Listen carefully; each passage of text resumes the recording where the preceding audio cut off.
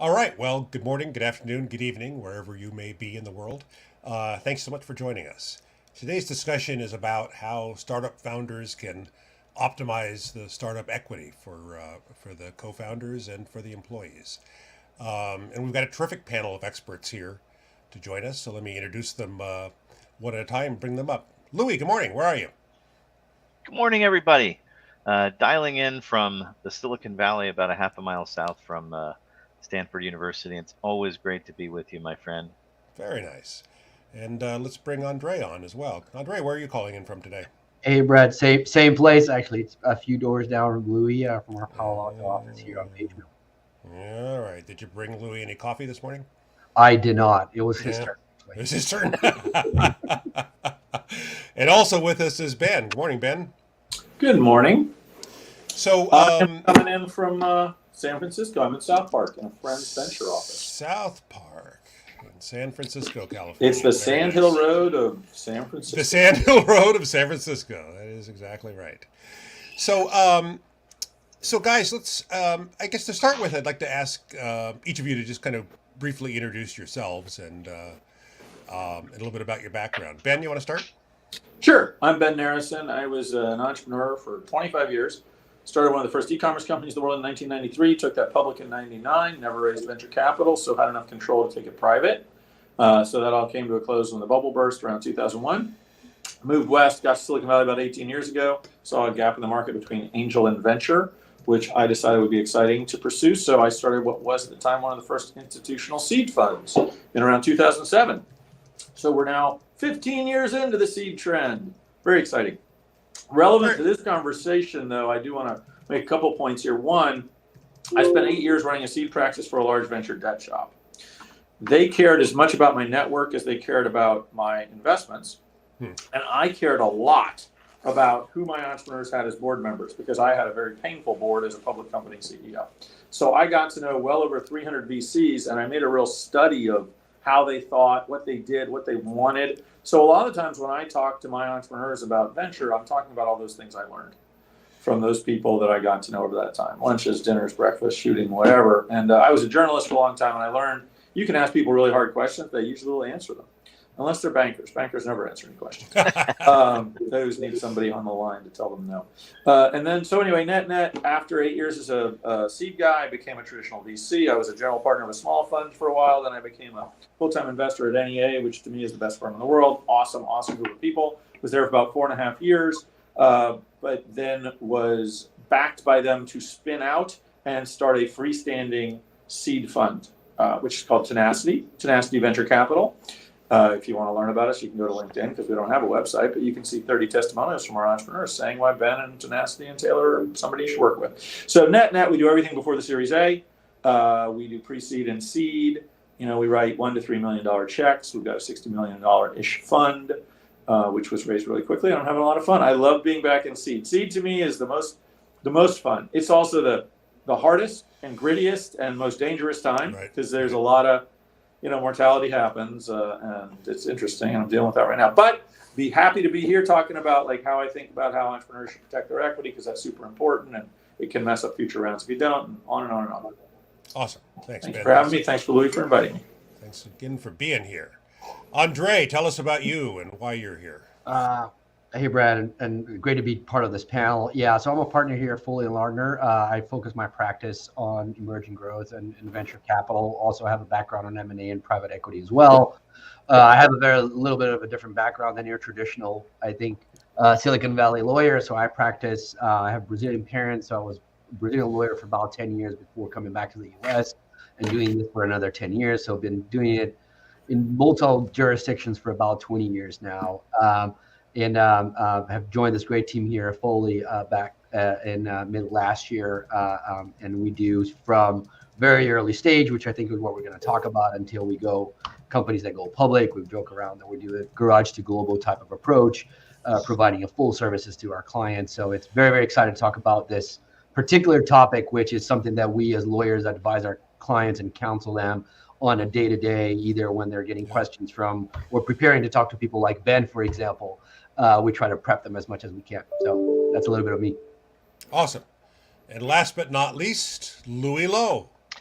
No introductions needed, Brett. I am delighted to be here. Like my friends here, I serve at the pleasure of this amazing global Silicon Valley community of founders, and we have a great program here today to talk to you about how to get it right from the start and what to do if it goes wrong. Brett, you and I did this panel a year ago, and things have changed quite a bit. And I'd love to hear from your perspective where things have changed, and maybe we start from there. How to get it right from the start, and what happens when things fall apart. Yeah. Well, so I was thinking about this morning, Louis, and I was thinking about how most startup founders want to raise some outside money. They know that that means giving up some equity in the company, but they also want to keep control and keep as much equity as possible. And so that's kind of the heart of, I think, this kind of this discussion is how do entrepreneurs balance those two things, right? How do they both sell some equity as they scale the company while also kind of optimizing the outcomes for the co-founders and for the employees?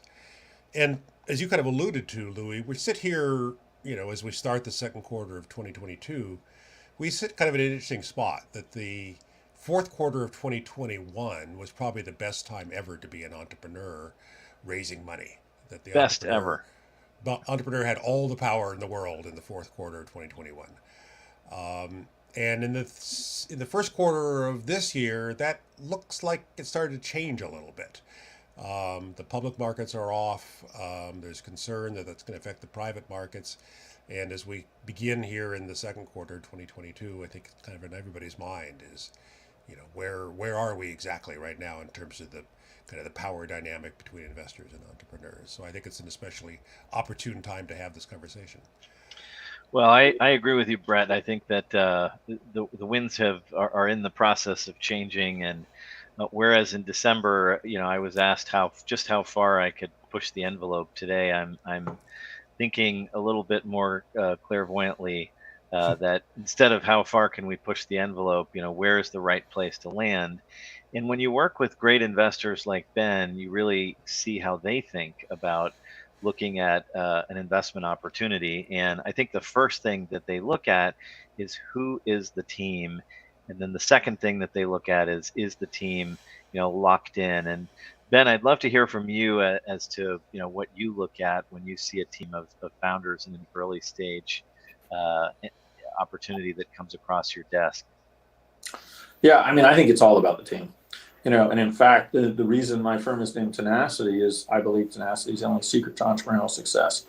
And I say that based on the fact that I only fund companies where I believe there are phenomenally brilliant entrepreneurs with a huge opportunity and a great idea. So given smarts, great idea, big opportunity, the difference between success and failure often comes down to whether or not an entrepreneur is willing to give up. Being an entrepreneur, I will often say, is the hardest job if you're not a first responder risking your life. It's certainly the hardest job that can happen inside an office wall. And it's far harder than people realize until they're actually doing it. And so, when you wake up every morning, you get hit in the face with a virtual sledgehammer, that gets very, very, it brings people down, and not everybody makes it through. So I'm constantly trying to find ways to detect the, I will not fail, I will not give up vibe. It's funny, my partner Taylor and I were down in Costa Rica with an LP, and we were playing pickleball. And, it's like, I'm okay. I'm not good. The guy crushed me. And Taylor was really good, and he also beat him. And Taylor's like, I hate to lose more than I like to win. And I realized that is the perfect statement of my entire life. Like, if I play poker and I win a couple $100, I will forget it in a night. If I lose $100, I'll remember it for weeks, and it'll bug me. And so that's part of it's like the type of just that drive where it's like losing is so painful to you personally that you're not willing to let it happen. I've got a company right now that had a $5 million term sheet, and then the guy that gave it to him had a heart attack. So that term sheet is gone. So all of a sudden, a very consistent, nice, easy plan turns into emergency action, 6 weeks of cat, cut burn, like everything. He sent me this 10-point plan. He's really on top of it. Cut his own salary in half, et cetera, et cetera. So I do need brilliance because just raw brain power, cycles are important in this business. But I'm as obsessed with brilliant people that are tenacious. Brilliant and lazy doesn't work. Brilliant and lucky, forget it. I mean, net, we all have to be lucky. Without luck, none of us do anything effectively as entrepreneurs. But the harder you work, the luckier you get. And so, it's just. And lastly, I think it's sort of one thing I don't care about is sort of what your historic profile is. I don't care where you grew up, don't care where you went to school, don't care what you did, unless what you did is illustrative of your ability to do this new thing that you're doing. So we were just talking to a team in Latin America where one of the people has a deep set of experience in, call it the SMB credit space. So that gives them an insight into doing things for credit in LATAM. But I do not need to, I'll take the top 1% out of Santa Barbara City College over the bottom quartile at Stanford. It doesn't matter to me that you have a fancy degree. Right. What matters to me that you have what I need to see to get you to drive through. In fact, I have a lot of entrepreneurs out of Stanford, by the way. I love Stanford. It's great. It's nearby. I go over there all the time and do like deck doctors, and I funded a lot of founders. But I'll tell you, the single worst founder I ever saw was like summa cum laude out of Stanford, because he thought the world owed him something because of his great achievement in his education. Yeah. But yet what he had managed to do was prove that he could fail repeatedly and run a horrible business that made no sense to anybody. And yet he just kept coming back to sort of look at me. I've got this great degree. You should really care. Right. Well, it's a signal, but sorry, everything else about you is no good. All right, we're going to come back to you, Ben. I look at sorry, go ahead, Brett. Oh, I was just going to switch the conversation over to Andre, who hasn't had a chance to speak yet. Is that okay with you, Louis? Yeah, Andre. All right. So, Andre, the topic of optimizing equity. If a new entrepreneur comes to you as a client and says, "I've got a startup, I want to raise some outside money. I'm going to, turn this into a rocket ship." What advice would you give them with regard to optimizing founder equity? Well, I think the first things, especially for a first-time founder, is explaining how the process works, right? It's telling them that this is a long game that's going to be typically several rounds of financing. So what sometimes you see is founders are very eager to hire people, and in order to hire people with very little cash, they have to give equity. And so managing their cap table at an early stage is very, very important to them, because it would allow them to avoid discussions about having to do recaps or discussions with the investors later on in the game when they actually start having very little equity in the company that they founded. So a lot of it is letting them learn to listen, this is going to take a while. You're going to get X% out of your company on your early stage financings. Then it's going to be another 10 or 15 on your A. And then as your company grows, you're going to lose more and more and more and more. So be very, very careful as how you're hiring people, and you're using that equity to incentivize them how much of your company that you're losing at that stage. The other thing that I think a lot of first-time entrepreneurs make as a mistake as well is, and that happens quite a lot, and I think more often than people think, is whenever they're doing their very early stage convertible notes or safes, they tend to miscalculate how much of their company they're potentially giving it up.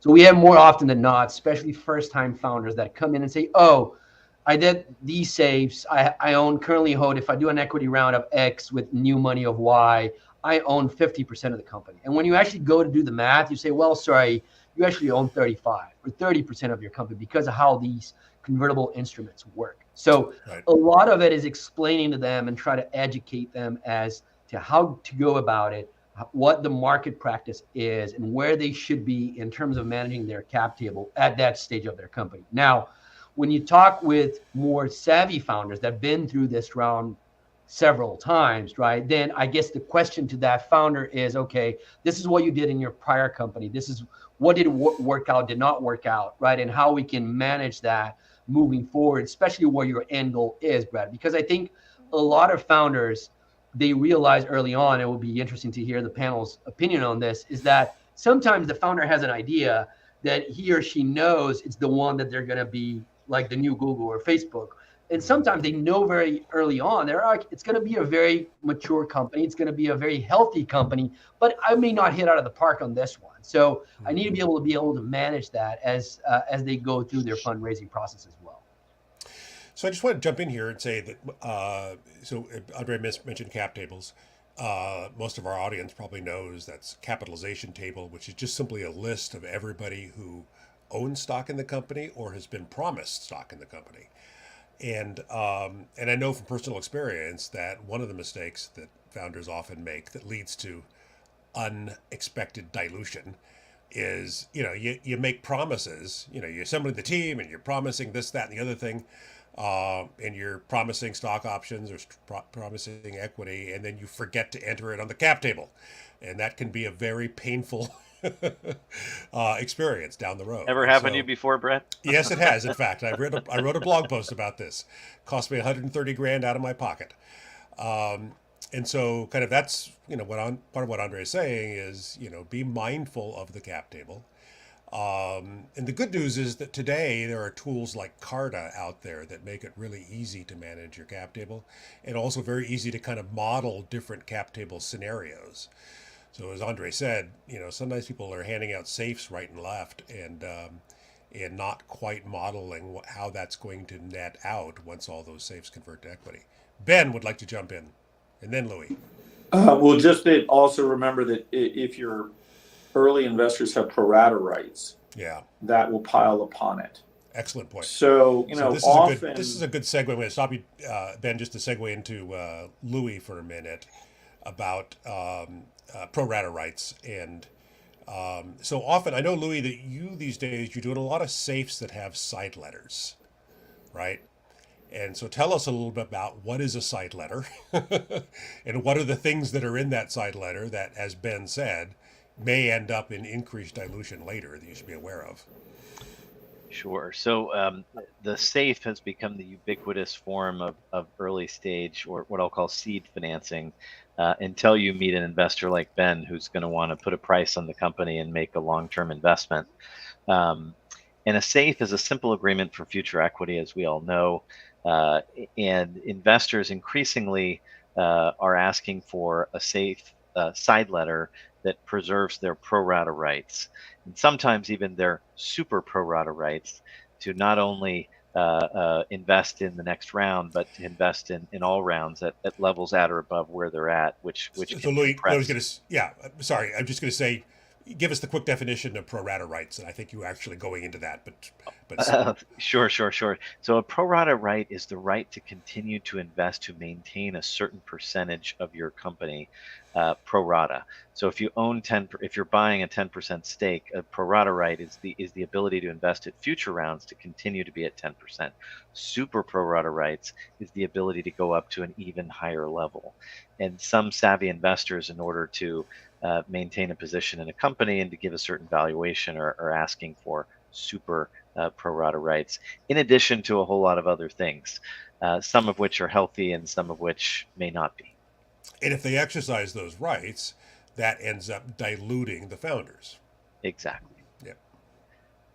I want to go back to the beginning, Brett, and talk about that process of how to set your equity right from the start. And I think the first thing you need to do is define who is the founder team, because that's who's going to get the vast majority of the common stock at inception.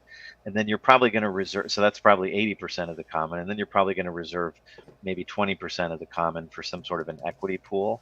And you really need to look at who's going to do what are the roles and responsibilities. Is this person on the team somebody who's a short-term player, a long-term player? And you really want to be forming a team that really is a long-term player. The person you want to put in front of Ben, the person whose value is going to transcend every stage of the company. Of course, things always change, but that should be your vision from the start. And anybody who's a temporary player should be a consultant, an advisor, get options. And then the next thing we're going to talk about is vesting. Founders are going to need to vest into their equity over time. And an investor like Ben is going to expect that they're going to vest for 4 years with a 1-year cliff, so that if they leave within that first year, they get nothing. And the idea there is that there's so much value created in that first year that if you leave, you can't walk away with anything, because it could be fatal to the company, and the contribution really that you've made hasn't crystallized. Ben? I'm not as harsh on this as you've probably seen from some of the deals I've negotiated, in the following way. So, what usually happens is two guys or gals, or guys and gals, start a company. and they each own 50%, let's say. Then they bring in some founding members and they give them a percentage. So they walk in to fundraise and they've got 50% each. Now they've been doing it for a while because I tend to do seed more than I do pre-seed. So they might be a year in, they might have real revenue. Now I still remember when I had a company which I took public, the first time any investor told me like I had to revest my shares, I'm like, the hell are you talking about, man? These are my shares. I started this company. This is my company. You're putting money in. So I have a lot of empathy for entrepreneurs on this. Now, having said that, here's what I will usually say to an entrepreneur. Okay, yes, the standard is 4-year vest, 1-year clip, blah, blah, blah.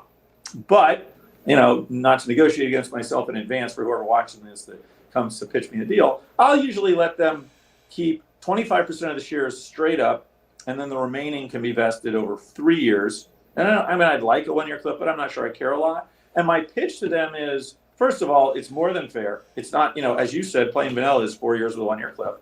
But here's the thing, like when you go to do your Series A, if you haven't done this revesting, they're going to make you do it, which means you're starting over from zero. You could end up with a 4-year vest, 1-year clip at your Series A, having been running your business for 2 or 3 years, which personally I've never liked as an entrepreneur.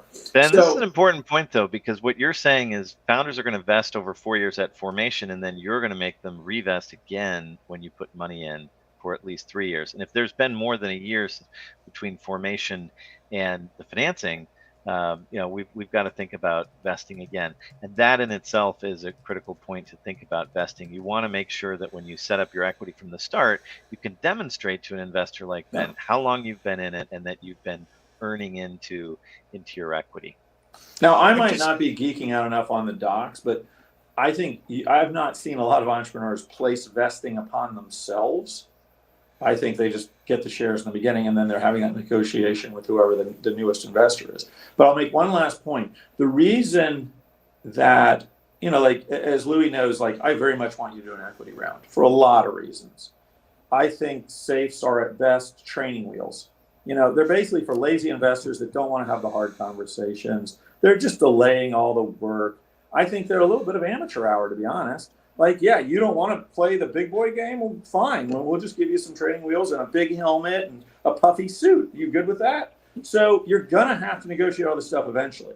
So I make 2 pitches to entrepreneurs I think are relevant to this conversation. One, do it now. You will never have more time available to deal with this, right? It's not like when your Series A comes around, you magically have developed an extra 8 hours a day to spend on BS. Secondly, and this also goes to the vesting, as long as you've got an honorable, entrepreneur-friendly, hopefully ex-entrepreneur seed investor, which is the way I think of myself, you're probably going to get far better treatment than you are from the Series A guy or gal. And so my pitch is, look, if you and I do it in a fair band, it'll probably hold up. In other words, if you revest and I let you keep 25% plus vest 25% a year over the next 3 years, or net 25% over 4 years by you the first year for free, you'll have 50% of the company by the time you raise your Series A. When the people in the Series A look back and they saw the process, I think there's a reasonable chance, Lou, you can push back, you think I'm wrong, they're going to say, that seems okay, we'll let that stand. Now, if I let you keep it all, they're going to be like, no way, revest. And if I was really an ogre, which is also the reason, by the way, you have to be careful about how much equity you give up. Venture investors actually care that the owners of these companies, that these entrepreneurs have enough. Yes. Because if they don't, they worry a lot. I have had to fix things before, both as a seed investor and as a Series A, B, and C investor, where I felt the early investors were too piggish, took too much for the entrepreneurs, and I had to go in and say, I'm not doing this deal unless we re-up you. We need these old investors to give up some of those shares so the entrepreneur has enough skin in the game, or I can't have confidence because I'm not going to be the one that takes the heat from these self-inflicted wounds later when you whine to me, as people often, I'm not motivated anymore, I own so little of my own company. You took the money. Like, a couple of lightning questions for you, Ben. How do you feel about Class F founder stock or any super voting founder stock? I don't think it's come up in any of my deals, and I've done 126. So I think it's much rarer than people believe. Actually, not true. I think Parker had Class F in Zenefits, and I assume he has it in Rippling. I invested in both. But here's the thing, and this is all public data, right? So I'm not spilling any beans here. Here's an entrepreneur that got Facebook quality shares and still got fired. Okay, so it's great for you to believe you have all this wonderful protections, but good luck with that. documents are useful pretty much only on the day after 3 years of fighting you end up in court. If you don't have a trusted relationship with the party across the table from you, that document doesn't mean shit. Okay. Yeah. I just literally got off a call from a founder in London who had a family trauma. He left for a month and a half, and his co-founders kicked him out. Everything just disappeared. His access to the bank account, his access to emails, and he's asking me, like, what should I do? I'm like, I'm not a litigious person. I would just go on with your life and start another company. But like, this guy he feels he's been severely wronged. At the point that he sues and that it gets to court, those documents will matter. And that'll be multiple years and many, many, many dollars and just a painful process. So focus on the relationship, focus on the quality of people, focus on having people that you want at your side for 10 years. Because, some people get trained, investors are like dumb money to be squeezed for every penny, but those investors have rights. And if they're going to stick around and be on your board, then, this is a marriage and it lasts longer for successful companies than the average American marriage. So I think Louis and Ben make a really good point, which is, so new entrepreneurs often ask me, how do I make sure that a VC doesn't, take advantage of me, because all they want to do, they just want to control the company. I've heard about this. They want to have enough that they take over. That's what they want. And I try to just dispel that myth, because VCs do not want to run companies. They want the opposite of that. The entire reason why they're venture capitalists is that they don't want to run companies. They have no desire to take over your company. And as Louis said, they want the founding team to have enough equity that they are super, super incented to make this thing a success. So if anything, not only have I not seen investors try to take over a company, I've several times seen investors recapitalize a company in order to give the founders more equity because they've been squished down so far. And that's a really important thing. One other point on the vesting, which tends to be, it happens in fewer cases, but it does happen. And sometimes the vesting also from the early stage, as Ben mentioned, and putting vesting, and that's something you have to explain to Ben's point as to why am I putting this, I don't own 100% of my company from day one. The other thing that people don't think of at times is that sometimes people change their minds. So you can have a company that has 3 founders, and one of the founders say, listen, you know what? I don't like this idea. I got an offer from Facebook and Google. And then all of a sudden, if there is no vesting, that person owns a third of the company. If you did 33, without doing anything, it's going to capture the value. So when you're doing the recap, when investors are coming in and have the actual founders that are working in the business with the skin in the game, you all of a sudden lost, in my example, a third of the company for someone else that's doing nothing for the company at that point. So sometimes we all think about companies that go, oh, everything is going well, everything, the company's right. But there are cases that people change their minds. They want to do something else. And as a general good corporate governance practice, you want to protect your cap table of the company, even for you as a founder and for your investors as well, because then you want to avoid to have those tough conversations about recaps at your A financing, your B financing, or whatever is the stage of your company. Right. I can't tell you the number of times I've seen a cap table, and I'm like, who's this guy that owns 20% of the company? And he's like, well, he's a co-founder who left after the first week, but he's still there on the cap table. He still owns a big chunk of the company. So the way to solve that, as all of our panelists have said, is to put everybody on a vesting schedule, including the co-founders. Louis, you want to add on to that? I think it's a great segue, Brett. So we've talked a lot in the first half an hour of our segment here today about how do you set things up right from the start. And I think we've established a baseline that you're going to have a cap table. Only founders should get equity. There's going to be some vesting. You should have an equity plan with options, also with vesting, for people that are going to be, temporary players or in non-founder roles. And now I think we ought to talk about what happens when things change. And I think things can change in a lot of different ways. You can have somebody who all of a sudden has a new family and needs a salary and benefits and or is just unable to put in the time that's required. Perhaps the critical mission of the one of the founders who maybe is an evangelist is no longer needed because the company's been evangelized, and really what's needed is somebody to grow sales and marketing, and maybe that evangelist really doesn't have a seat at the table. And so how do you deal with that? And I think it could also be a breakup. We saw at the outset of the pandemic, just like we saw in people's personal lives, in their companies, there was often these fantastic fireworks, which led to founder breakups.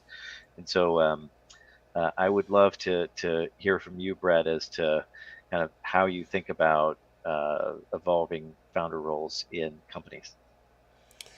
Well, I think you said it perfectly, Louis, which is just that things change. There's the great John Lennon line that life is what happens while you're making other plans. Uh, right? And so, Way to bring music into this.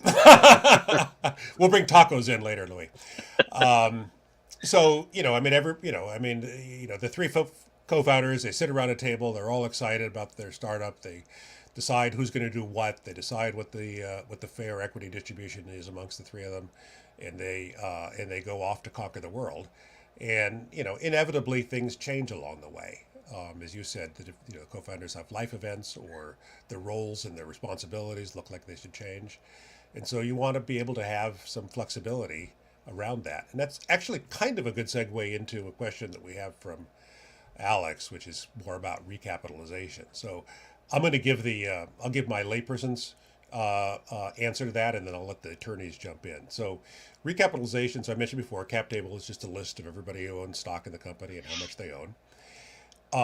And with shareholder approval of everybody, you can kind of remake that and say, you know what, we should change some of this stuff. And that's what a recapitalization is. Louis and Andre, you want to correct me now with the more strict legal answer?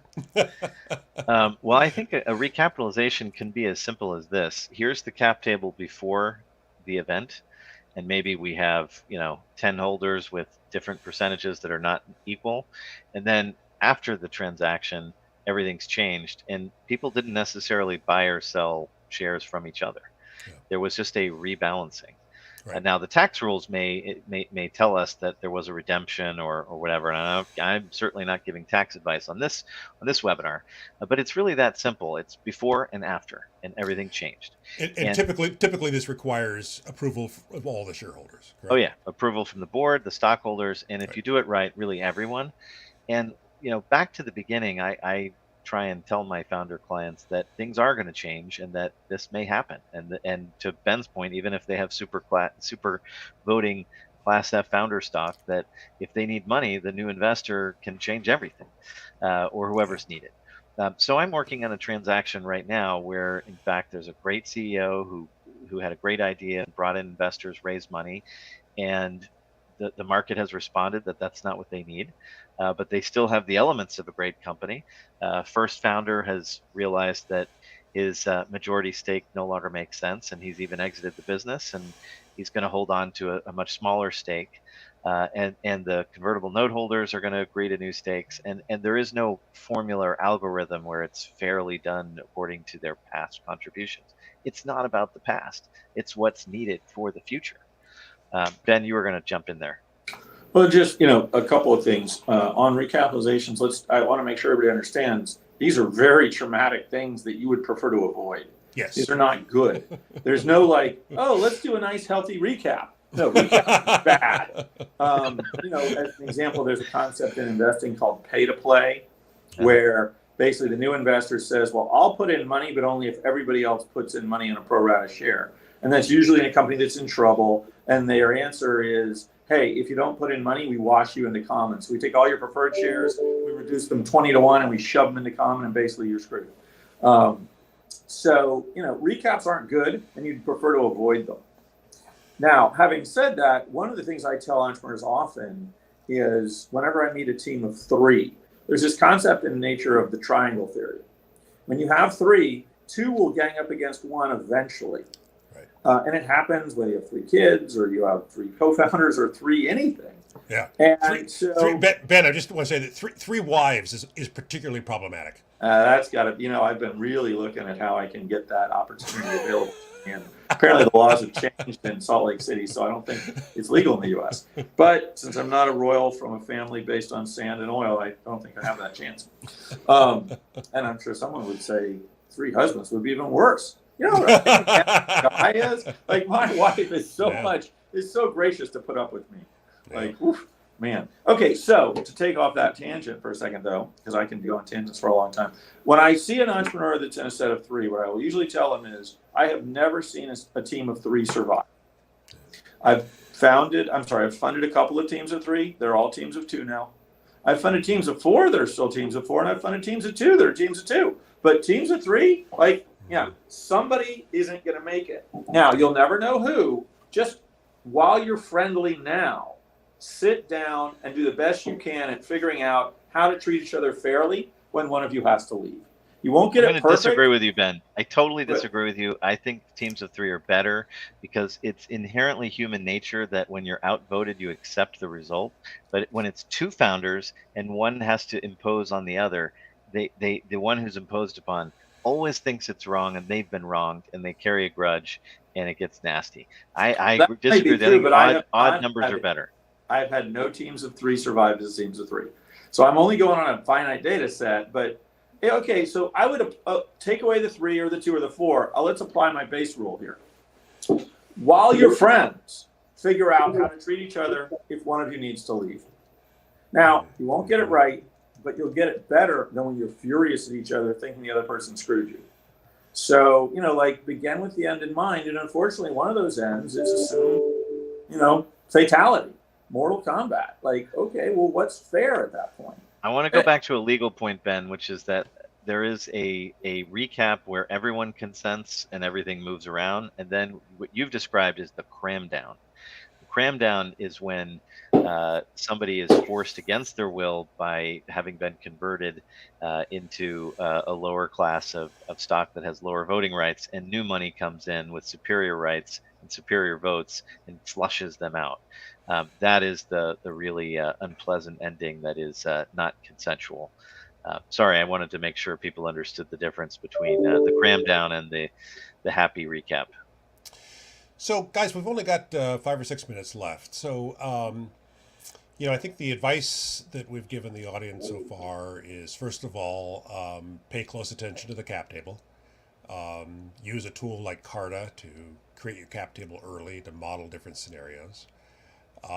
Be aware as you're handing out equity, recruiting a team, handing out safes for some pre-seed financing or some seed financing. Make sure that all that gets entered onto the cap table. Make sure you're modeling everything correctly. We've also talked about vesting schedules and that you want to put everybody, including the co-founders, on a vesting schedule so that you have to stay with the typical Silicon Valley vesting schedule is a 4-year vesting schedule with a 1-year cliff. That means you have to stay at the company for a full 4 years to get all of the stock. And if you leave in less than a year, you get nothing. What else? What else would you say? Andre, I'd love to bring you back into this. What else would you say? I would say 2 other points. I think people always talk about, and I don't like to use this term because it's used very loosely, about smart money. I think there are certain investors that would come in and they, on the day-to-day, they will help the founder a lot. And then typically those tend to be very founder friendly, or the founder prefers those, or you hear in the market that those are very nice funds that they use to connections and whatnot. But sometimes when they're negotiating their deal terms, they're very, very, very harsh on the founders in terms of what they get. I'm not saying that's what Ben does, but because he's a very nice guy. But there are times where you talk to clients and they say, well, but they helped us with X, Y, and Z. But then when you look at the deal terms, they're very aggressive. So that's the one thing. And then the other note I would say is, if we have to wrap it up in terms of tips, is there are other types of ways that you can continue to fund your company as you grow, right, without giving that much equity. So again, not on the equity side. So venture debt is one way that you can go, and meaning you're getting a little bit of debt and you're giving a smaller piece of equity of your company to a lender that will be able to fund your capital. Again, not very early stage. Let's be very clear with everyone. You're not getting into venture debt on your first rounds. You need to have actually institutional investors with a lot of reputation, like Tenacity and other funds, in order for you to be able to get that product into your company and that funding.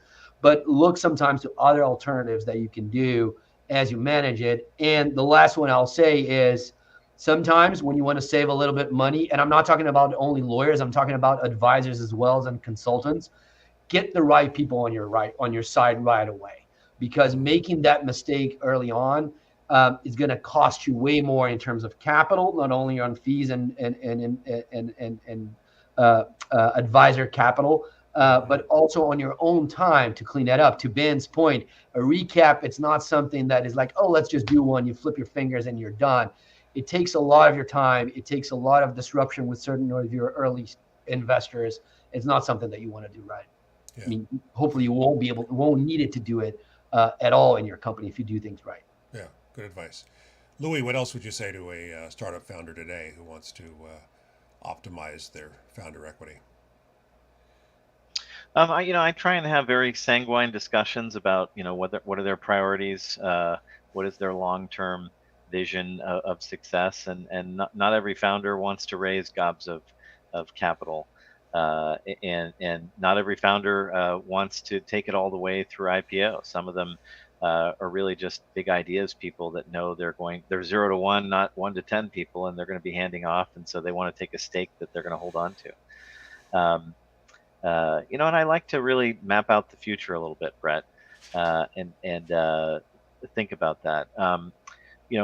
One point we haven't made is, what does when you are separating from a founder, what do you need? And again, to anticipate what a future investor is going to be worried about and whether there's a claim, you're going to want to have some sort of a separation and release agreement, even if it's a happy founder breakup. To make sure that there are no claims and no disparagement possible, and that the equity stakes are very, very clear. And so, I also like to tell founders that there's a happy exit and there's an unhappy exit. The happy exit means they can remain perhaps referred to as a co-founder. They can remain an advisor. They can have some equity incentive that continues to vest, and they can have some continuing role and benefit from the halo effect of whatever success the company has, and be a cheerleader. The unhappy founder who's being exited, likely is going to not have any of those roles, and is likely going to be prevented from talking about the company at all in exchange for whatever settlement that you're able to get. And so I think a happy breakup is better than an unhappy one in all things. Yeah, it's a good point. I also want to just really quickly piggyback on something Andre said about other non-dilutive sources of financing. I think this is kind of worth noting that those of us in Silicon Valley, our muscle memory says that every financing involves selling equity, because that's the model that the venture capital business here has always been built upon. But today in 2022, there are a lot of different sources and structures of financing available to entrepreneurs. There's revenue share notes. There's a company called Clearco that will give you marketing dollars as long as you can prove to them that your customer acquisition cost is less than the lifetime value of a customer. They'll fund your marketing campaigns and take points on that. So there are non-dilutive sources of financing available today. It's just kind of worth pointing that out. Best financing is revenue, Brett. Best financing is revenue. That is 100% true. Building a company the old-fashioned way. Excellent point, Louis. So I think that will be our final word, that if you're really concerned about dilution, grow a company the old-fashioned way. Ben, do you want to get in a last word on this? Well, unfortunately, I don't have just one. Some quick look, but I want to give a couple of tidbits. Yeah. One, I think in an effort to avoid recaps, one of the reasons people want recaps is that VCs get itchy when there's a lot of people in your cap table. They don't know who they are. They don't know if they're going to leak information. I think there's been a lot of evolution of the roll-up structure, where basically, think of it this way. If you're going to take small checks from small people, just create one line item for your cap table, my brand X roll-up entity, and they can put their money into that. They get the same stuff, but on a cap table, it's just one line, not 40 people. You could have 100 people in there, but then the VC doesn't get freaked out. Who are these 100 random people? It's just a line. Secondly, I would say, and push back on me if you guys disagree, that I think a lot of times entrepreneurs just don't understand what's market. As a rule of thumb, if I'm going to create one, different than the Ben rule, I think on your seed round, your true seed round, you don't want to give up more than 25%. Yep. Now, sometimes it can stretch to a third, but I think that's pushy. So think of it as 25% of your seed round. A standard Series A, the new investor is going to want 20%. If they're tier one, good luck getting them to take less, and they might want to take more. But market is 20% for your Series A. Market is usually 20% for your Series B. Right. Then it gets less. Maybe it's 10% for your C, maybe even your D, maybe even less after that. So think 20, 20, maybe 20, 20, 20, 10, 10, less. And then model that so you know where things are going to go, because the first round, do they have pro rata? If so, it's all going to add up. Like you're going to net. If you've got big dreams, you want to do an IPO, you should expect to own high single digits of your company. Whatever it was, Dropbox, he owns 7% of a $5 billion company. You can do the math. It's okay. $350 million. I'm probably pretty good with that. But understand that over time, it is going to be diluted down.